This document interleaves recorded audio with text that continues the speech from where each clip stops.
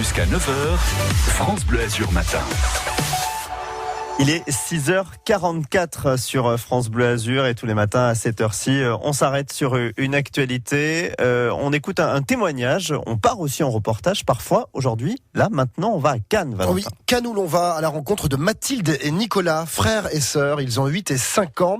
Ils ont décidé d'aider les autres et leurs animaux. Ça fait 3 mois qu'ils aident les chiens en détresse. Hugo Charpentier, bonjour. Bonjour Valentin, bonjour à tous. Vous les avez rencontrés, eux, ainsi qu'un vétérinaire qui les assiste dans leur démarche. Et oui, et vous l'avez dit Valentin, cette belle histoire commence par une grande douleur pour Mathilde et Nicolas, la perte de leur chien Darwin. C'était mon confident. Il venait partout avec moi, il venait hôtel, restaurant et même chez le coiffeur. Pour atténuer un petit peu leur chagrin, la fratrie décide de donner un petit coup de main à la SPA du coin. On aide les chiens et les chats des refuges. Donc les chiens, ils ont froid dans la nuit comme Darwin et les chats aussi. Donc je voulais aider les animaux.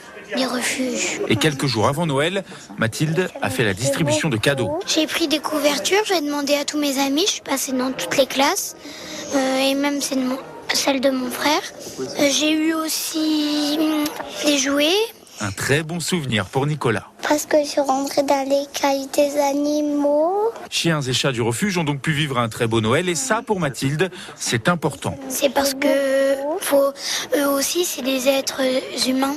Bon, ce ne sont pas encore des êtres humains, Mathilde le sait, mais c'est peut-être un petit lapsus qu'elle vient de nous faire. Et parce que désormais, cette initiative prend une nouvelle dimension, Hugo. Exactement, Valentin. Mathilde et son petit frère veulent aider les sans-abri. Et pour cela, Mathilde a réalisé des affiches qu'elle placarde un peu partout dans son quartier. Appel solidarité. Collecte de couvertures, de manteaux, de jouets pour l'opération Aide sans-abri et leurs chiens.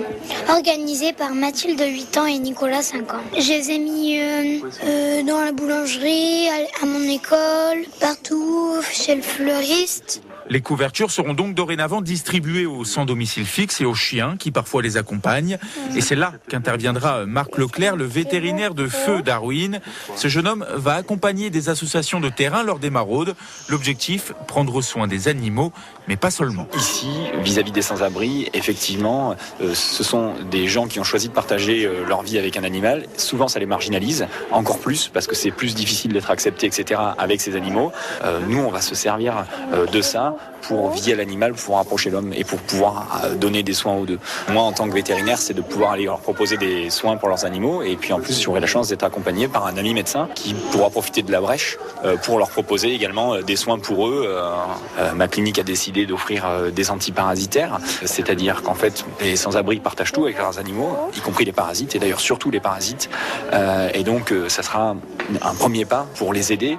C'est des petits riens qui peuvent pour eux changer pas mal de choses dans les mois qui arrivent où il fait très très froid. Et pour Mathilde, tout ça, c'est une grande fierté. Parce que je fais ça à l'hommage de mon chien.